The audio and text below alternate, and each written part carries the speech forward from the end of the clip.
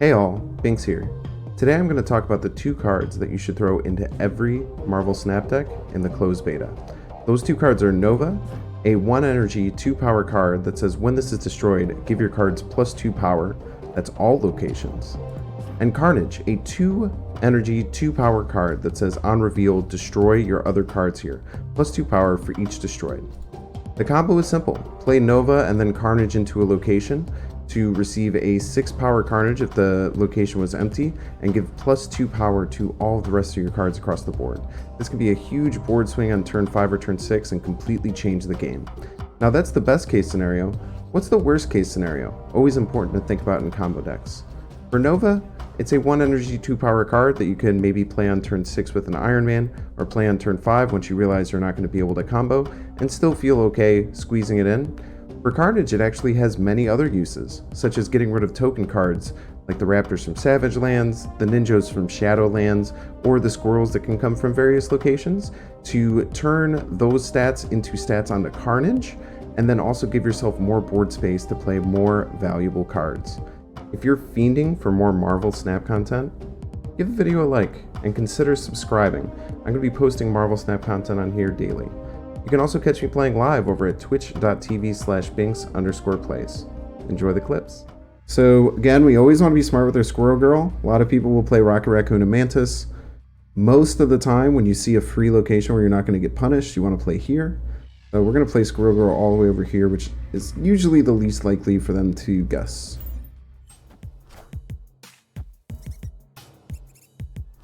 Get red. Turn 2. Clintar is not good for having squirrels, but I have a Carnage which can make up for it. Funnily enough, I actually might but then that cuts off my Nova potential. I think we're fine. I think we don't have to worry. This could be Washington, D.C. Another amazing animation for a terrible card. This could be Washington, D.C. I think there's a pretty good chance it's Washington, D.C. I don't know what the percentage is. I want to hear a statistician's thoughts on because it's 60% overall, or 60-ish%, I believe is what they said. But if there's already 2 revealed, what are the odds that it still could be Washington, D.C.? So no Washington, D.C. this game. So we're basically just playing behind just as like a joke. So we have our 4 under turn 5 kind of locked up. Mr. Sinister is a hard play because I can lock down this location, use the Carnage, but then I know that I'm not going to get any value out of my Nova. That just might be fine. I think that if I Mr. Sinister here, they're going to start thinking like, what the hell, dude? They have -1 power and 3 cards here. We're going to be fine. And then we can surprise them with the Carnage later. Plus, if we get into a position where we get Nova next turn, let's say, it's probably better than the Thing to play Nova next turn. So we'll just Nova Carnage over here and feel totally fine about it. We have a Mr. Fantastic. So on turn 5, all cards need to be played here. So my turn 5 is almost always I'm going to Abomination there, right? I think on turn 4, I do just want to slam 6 stats in Wakanda. I think we're pretty happy with that. How happy are we with the game overall? I think pretty good. When we Carnage here, it's going to be a 6 power, which is kind of hard to beat in Clintar. So we're going to snap. We're gonna put the pressure on him. We can start thinking. For set completion, it seems nearly impossible, based on the like credit limits and things like that they have in the game. But it's closed beta. It seems nearly impossible to get like a full collection.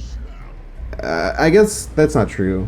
It just seems to get harder and harder to get more cards the further you go, and I still only have about like 1/3 of the cards where it seems like that are available. Okay. Got a Star-Lord here. And an Angela. Still winning though. They don't know it, but we're winning Clintar. We can just Nova Carnage this turn. Why wouldn't I just do that, right? I gotta do that. You got a Nova Carnage when you have Nova Carnage. So this is going to be another 8 cube game. Ironheart, okay. I played a worse Nova Carnage. So we're going to have 8 against 9.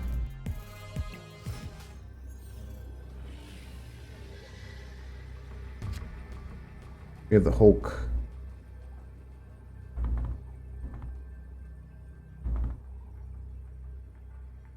So we have the choice between Mr. Fantastic. Mr. Fantastic can do some good stuff for us if we put it here. It'll give us a win here.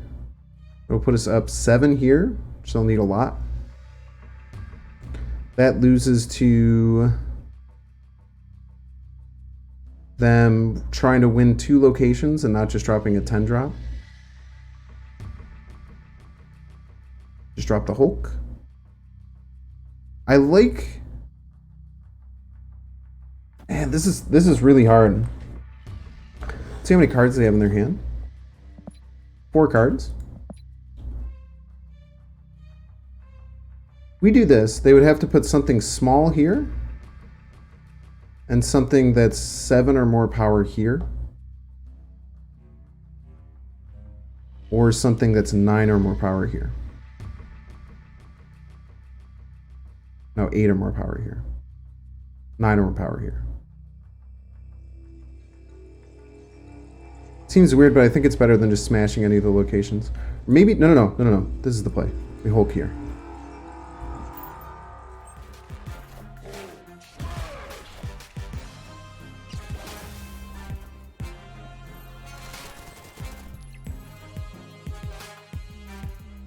We're fine, because they're only going to get two buffs here at maximum. Ooh.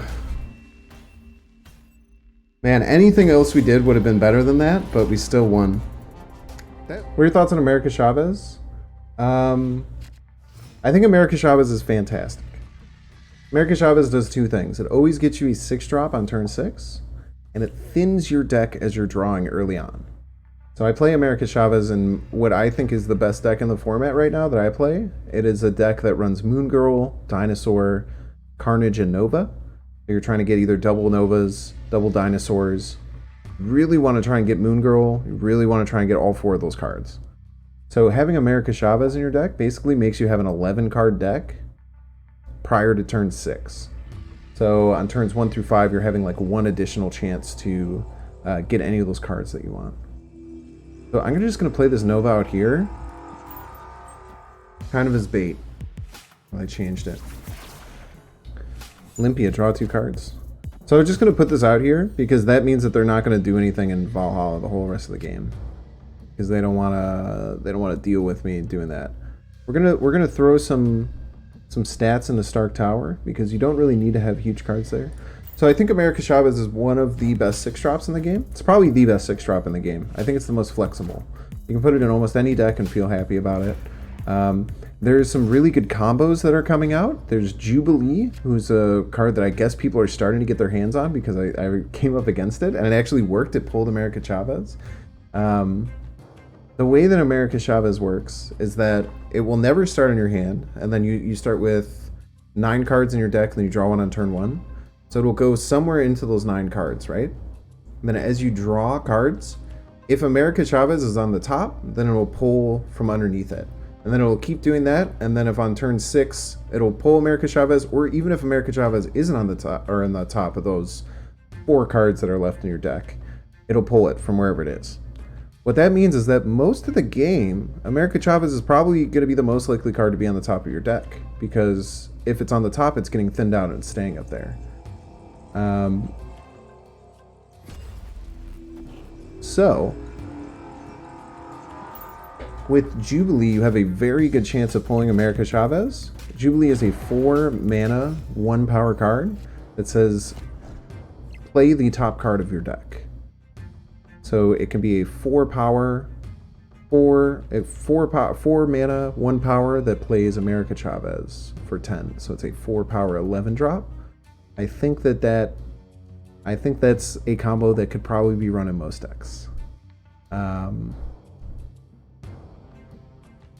So yes, I think America Chavez is very good. To answer your question. Okay, so we're gonna play Squirrel Girl out here. They're fighting really hard for Olympia, and that's fine. We might not play anything else on Washington, D.C. until turn 6.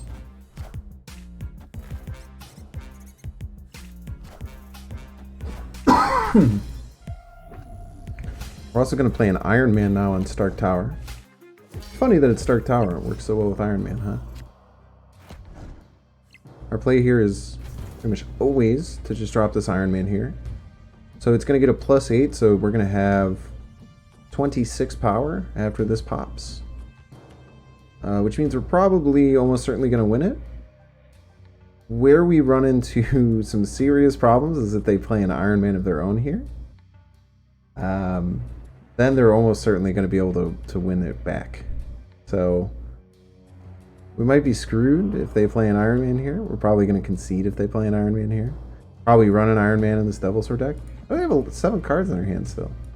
They've been being very card efficient. I guess we did draw 2 cards. But, so this game is pretty much won or lost right now on if they get an Iron Man in Stark Tower. But we'll see, because we don't have to bet any to figure that out. But if there's an Iron Man there, we're probably going to concede next turn. It's a White Queen. I feel like this is a really bad choice by them.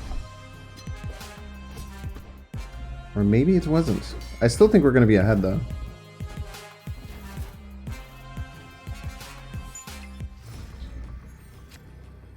Narrator voice, we are not ahead.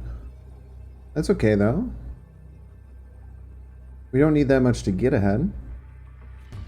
We can just play Carnage here, and then we're totally fine. So... yeah, I don't think there's any way we lose this. If we do this, this, and this. We're going to press that snap button and see what they do. If I was them, I would probably concede. I don't know what they're expecting here. They did draw one of my cards. I really need Nova Carnage. I have a lot of the other good cards, at least, but Nova is Sodium Strong. Yeah, I mean, I'm of the I think I've said it multiple times. I'm of the opinion you should put Nova Carnage and maybe Angel in every deck.